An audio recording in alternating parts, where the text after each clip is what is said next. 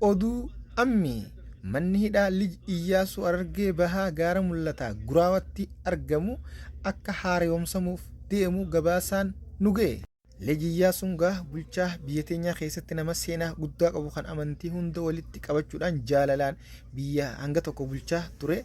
Mootummaa jechuun Haile Sillaasee warra lixaatii wajjin fincila irra gaggeesseen aangurraa kaasee hidhee jechuudha. Hidhaa sanuu garteemi gaara mul'ataa Guraawatti jechuudha mana isa bichaadhaaf qopheessee jaaree bara 1925tti Haile Sillaaseen eeybisee achi booda Liji Iyyaasuu itti hidhuudhaan achirraayis fuudhee halkan jechuudha ajjeese gaa waggaa 40 isa umrii isaatti. Manni kun ammoo akka irra deebi'ee haaromsamuu deemu dhageenye.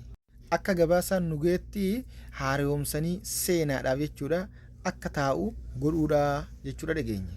Kanatti aansuudhaan paapaasii mana amantaa kiristaanaa Firaansiisitti du'e hordofuudhaan Dooktar Abiyyiin gadda isaanitti dhageyame ibsan. Akkasuma aangawoonni biyya bulchaa jiru guutuun hanga jechuudha Taayyee Asqasillaasetti jechuudha gadda isaanitti dhageyame ibsaniiti jiran. Akkasuma aangawoonni Afrikaa baay'eenis jechuudha hooggantoonni biyya bulchuu biyyoota garaagaraa gadda isaanitti dhageyame akka gaariitti ibsachaati jiran. Mootummaan Somaalilaandiitis Somaalilaandiin tan zamana jechuudha biyya if dandeesse taane jechuudhaan Somaaliyaa irraa muramtee morkachaa jirtus erga jechuudha gaddaa dabarsaniiti jiran. Somaaliyoonni immoo hawaasni hedduu qeeqaa jiran paapaasiidhaan gadda paapaasii ibsatee jechuudhaan.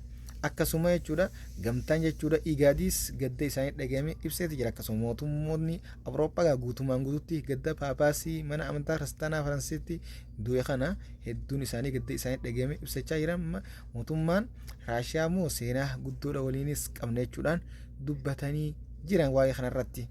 Har'a aangawoonni warra lixaatii fi kan warra bahaa jechuudha Afrikaanotaa kunis gadda isaanii dhagahame lafti itti dukkanaawaa jiraachuu gaddaan guutamanii ibsachaati jiran. Kanatti aansuudhaan leenjiin hayyama konkolaachisaa fi to'annaa konkolaachisaa bulchiinsa magaalaa Finfinnee yeroo jalqabaaf leenjiin hayyama konkolaachisaa afaanota naannoo 3 afaan Tigireenyaa, afaan Oromootii fi afaan Somaaliitiin kennamuu eegaleeti jira. Bulchiinsi magaalaa Finfinnee sabaaf sablammoota hunda jechuudha walqixa laaluun afaanota keessaa afaanota hanga tokko walqixxeessuun sochii eegalchiisanii hojjechaa jiraachuu beeksisaniiti jiran. Kun ammoo waan baay'ee nama gammachiisudha. Kun hooggantoota gaarii ta'uudha agarsiisaa jechuudha. Kanatti aansuudhaan gamtaan Awurooppaa wal dhabdee Itiyoo fi Eertiraa jidduu jirtu tan jechuudha gama sochitti sosso'aa jirtu kana akka irraa of qusatan ammaas irra deebiidhaan ibsa baastee jirti. Kanatti aansuudhaan lolli raayyaa ittisa biyyaatii fi fannoo gidduu deemaa jiru akkumatti oofaa jira. Raayyaan ittisa biyyaa tarkaanfii cimaa cululuqaa fudhachaa jira. Hanga ammaan tanatti lola lafootii fi kan qilleensaatiinis akka gaariitti jechuudha dirooniidhaan fudhachaa jira. Gaafannoo afuurrii itti ciccitee jira amma jechuudha irra guddaan harka ifkannaa jiranii xumurri isaanii harkuma ifkannanii dhumuudha fakkaata. Xumurri isaanii immoo harkuma ifkannuu yookaan jechuudha gaarumatti booda aanuu ragayaniiti jiran. Kanatti aansuudhaan aartistiin Oromoo qabsaawaan sabaa qabsaawaan sagalee warraaqsaa ture jechuudha Abdishuu amma Jibuutii ture jechuudha erga dhukkubsatee biyya galeegaa uummata Oromoo gargaarsa gaafachaa ture. Warri godheefis ni jira ammoo gargaarsi isaan godhaniif gahaa miti. Amma immoo hospitaala jechuudha Dirree Dhawaa Hospitaalatti jechuudha argama. Kanaaf uummanni Oromoo gaa qabsaawota keessan kan du'e bichaan dhaadachuu osoo hin taane kan jiru wartee miti. Bakka inni dhukkubsatetti wallaanaa bakka inni rakkate gargaara akkasitti aantummaa agarsiisaadha isiniin jenna. Kanatti aansuudhaan asliin akka Afrikaa baatti rikaardii cabsuu jechuudha dhaabbanni TikTok maxxanseefii jira jechuudha.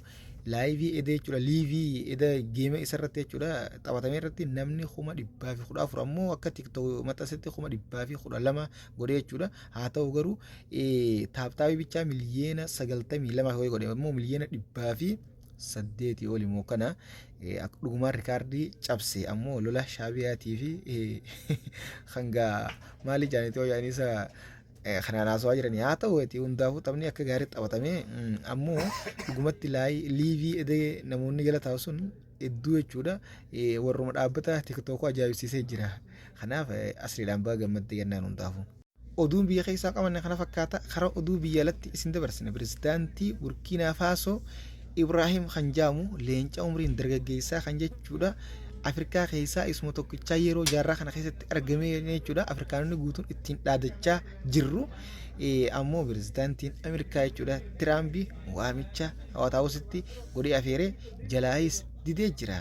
Qabeenyi Afrikaa fi jaabar dhugumatti seenaa keessatti jechuudha nama akka pirezidaantii Burkiinaa Faasoo ammaan tanaa kana dargaggeessa hojii boonsaa hojjechaa jiru kan jechuudha.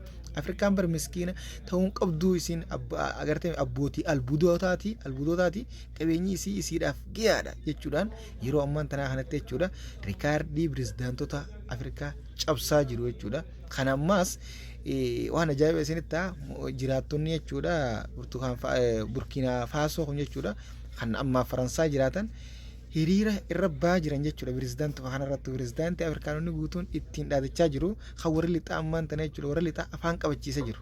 Irtee miti warri lixaa akkamitti aangoo irraa kaafnaaf falaa'uu dhowaa jiru irratti jechuudha jiraattonni biyya isaanii kan Faransaa jiraatan ammaaf hiriira balaaleffachuu isaa jechuudha pirezidaantii Ibraahim kanaa jechuudha gaggeessaa jiran guyyaa irraan tana. Kun jechuun maal jechuudha? Dhaloota jechuudha doomaa waata akka sammuun isaanii yaanne pirezidaantiin gaarii isaaniif hamaadha jechuudha. Kana laal bulchiinsoota hooggantoota gaggaarii erguma dhaban hawaasni gaddaan guutaman. Kana jechuudha Liibiyaa ammaan tana rakkoo guddoo saaxilee Gaddaafii ajjeesanii akkasuma Sudaanis Bashar Momaale jechuudha wanta godhanii hedduudha pirezidaantonni jechuudha gaggaariin warreen jechuudha akkanumatti uummanni uumaan beene. Bara hawaasni waan hubannee habaratee waan takka hin beekne pirezidaantuma isaanii jechuudha waan guddaa hojjechaa jiru kan Afrikaanni guutuun jechuudha itti gammadu jiru waan dhugumatti jechuudha pirezidaantii kana jechuudha yeroo ammaan tanatti namni akka isaa hin jiru seenaa hojjetes hin jiru dargaggummaa kanaan aangoos qabatee aangoo tana jechuudha hawaasa biyyattii guutuu fayyadaa jiru kan Afrikaa wartee miti mataa duratti oofuudhaaf wartee miti isaa akka gaariitti jechuudha ibsa amma baasaa jiru kan warra lixaatu yaachisaa jiru kan irratti hiriira ba'uun ammoo dogoggora warra Afrikaanotaati. Maali Afrikaanonni yeroo hunda jechuudha akkuma onnaa taane silaa'uu warri lixaa kun beektee Afrikaanotaa fi Araboota kana jechuudha akka gaariitti akka aannan gaalarraa ilma yookaan lo'irraa ilma sanitti ilmachuu bare mootummaa isaanii wajjin hariiroo godhachuu hin feene kan albuudota isaaniitii fi qabeenya isaaniitiin aantummaa agarsanii gubii isaanii guddisuu barbaadan irratti tarkaanfii ni fudhatan jechuudha tapha siyaasaatiin. Kan ammoo hawaasni sirriitti jechuudha beekee irraa qusachuu qabaa jenna jiraattonni jechuudha Faransaay jiraatan kan biyya Burkiinaa kun.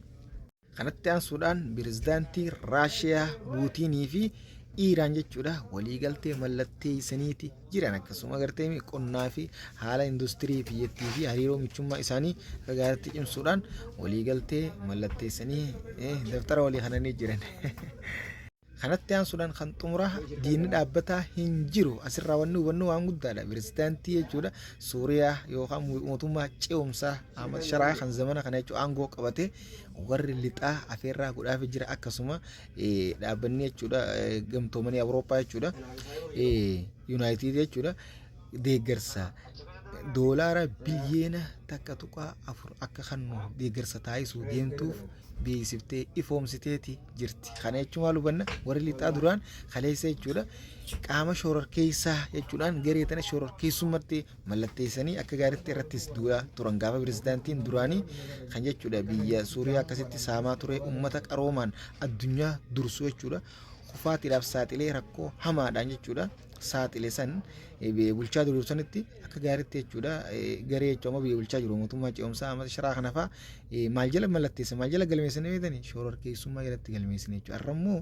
afeerraa godhaniitiif hootu haala deeggarsa jechuudha taasisuu biyya si wajjin cimsineeti akka gaariitti gadhaabdee si hojii ijaarraa jechuurratti deeggarsa guddaa taasisaa akka jiran ifoomsaati jiran beeksisaa jiran. Kana jechuun diinni dhaabbataa hin jiru garuu jabina kan keetitu nama hundaa wajjin si mari'achiisa gaafa jabaattee hojjettee qabsoo san galmaan geesse hundi fira keeti hundi fira si godhata dirqamaan fira si godhata jechuudha jaalatee osoo hin taane.